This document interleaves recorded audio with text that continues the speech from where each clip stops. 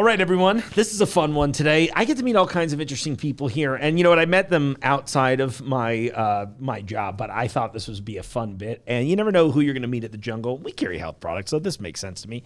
I'd like to welcome to the studio Dr. Karen. Hi. Is that an okay title? I haven't been giving everybody's full names so far. That's fine. Yeah, I thought we would do that. I just, in case we say anything terrible, I just thought we'd be safe. All right, Karen, tell me what you do. I just finished my training for being a pediatric oncologist, which means that I take care of children with cancer. Oh, very nice, very sweet. What's funny is I've heard the word oncologist forever, but have no idea what that specifically meant. That's what this show is all about. It's just us finding out how actually limited my vocabulary is. That's okay, and that's why I usually follow up pediatric oncologist with kid cancer doc. Kid cancer doc. Oh, nice. What made you want to get into this? It's kind of been a really long journey. I knew I wanted to be a doctor when I was 6 years old. Really? To be honest, it's because I watched Doogie Howser. Cool. So representation works. I love it. And that's great. But yeah, I think I just really liked the whole idea of becoming a doctor. And then as I got older and went to my own pediatrician, I realized she was the exact model of a kind of pediatrician I didn't want to become when I grew up.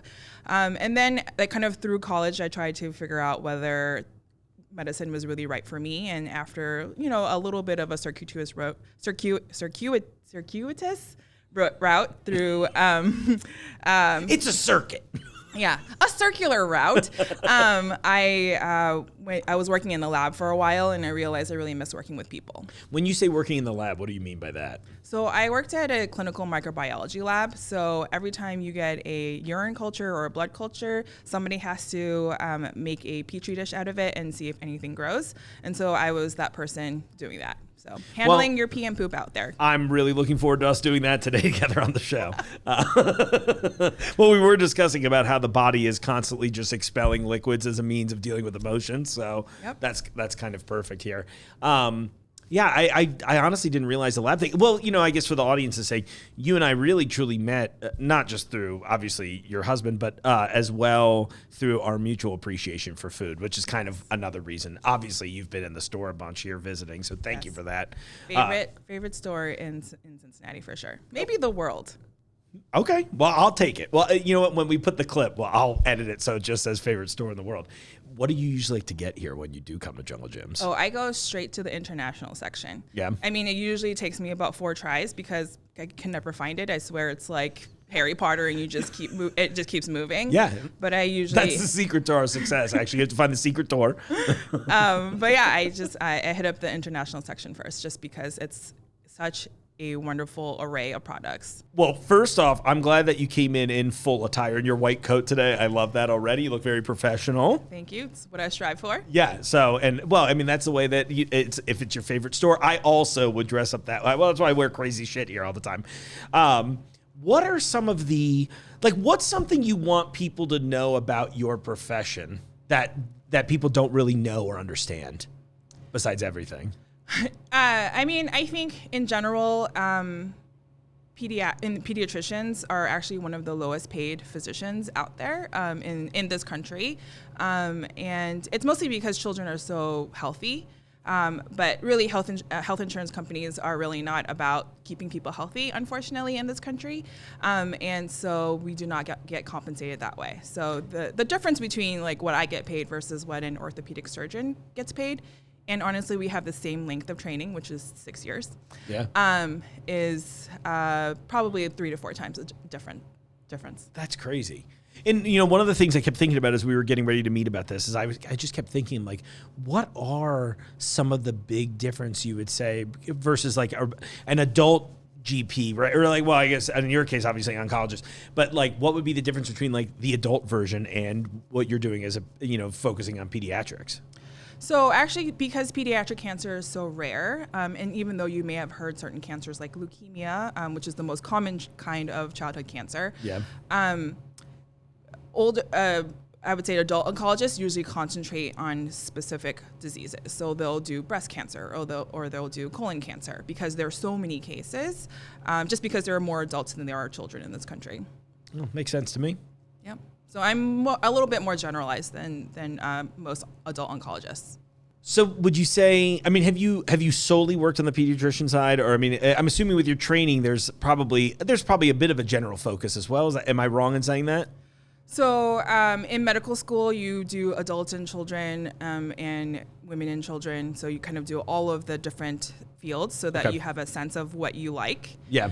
And then once I wanted to do pediatrics, I did 3 years of general pediatrics training, which would mean after that training, I could be a pediatrician that you take your child to in the office. Sure. And then I did 3 more years of specialized training, specifically to do pediatric hematology, which is blood diseases, oncology, cancer, and bone marrow transplant. So you went, and you're talking 6 whole years of all the training across the board. What does that training even look like? Like, what would I expect? I'm assuming, in my head, I'm like, oh, is it like a lot of book courses? What are we looking at?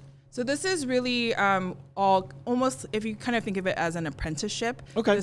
Originally, this is how all medical doctors learned. Like in the 1700s or even before that. Yeah. But that's the kind of doctor I'd like to see. Someone from the 1700s like, yeah, you're fine. Pray to a wizard about it. Yeah. Well, we still use leeches sometimes. But are you being serious? Yes. Oh, really? Wait. Yeah. Okay. Let's not bury the lead. What for?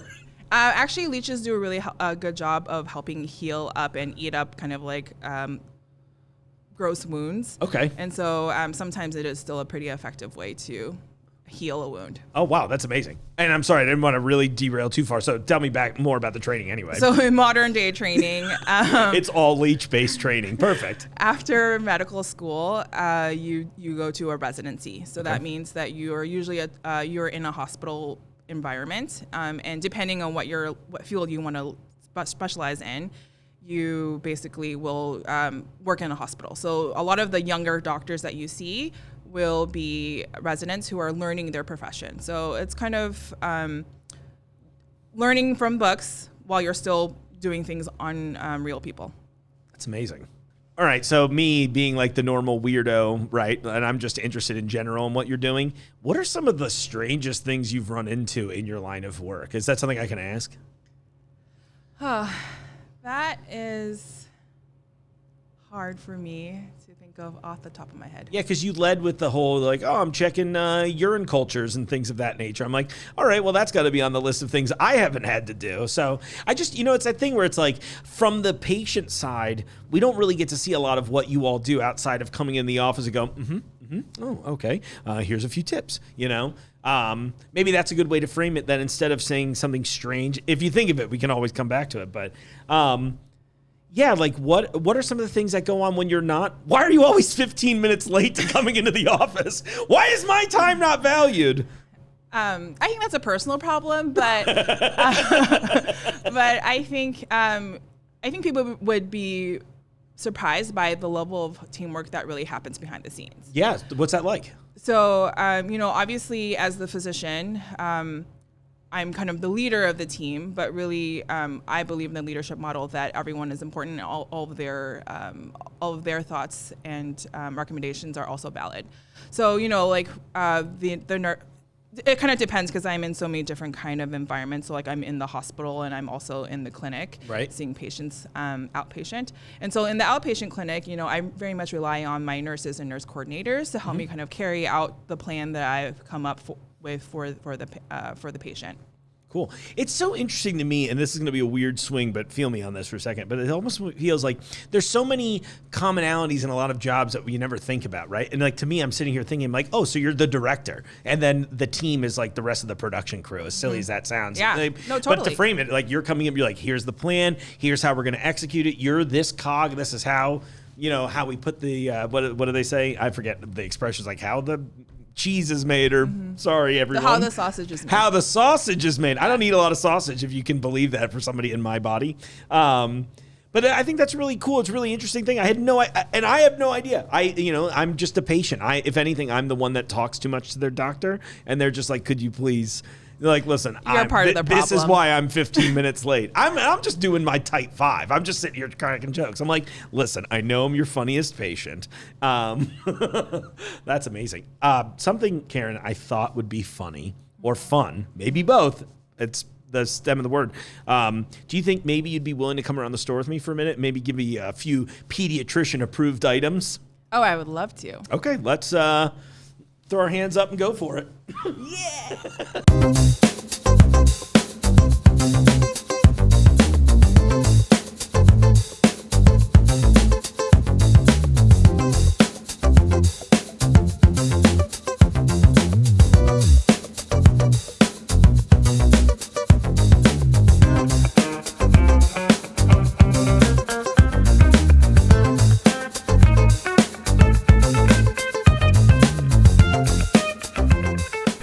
Dr. Karen. So, at Jungle Gyms, we're hanging out right now in our produce department. And for those of you, if you're watching the show, you probably know this. But, we carry all kinds of it. We're over here in international produce. I'm hanging out with some dragon fruits and things of that nature.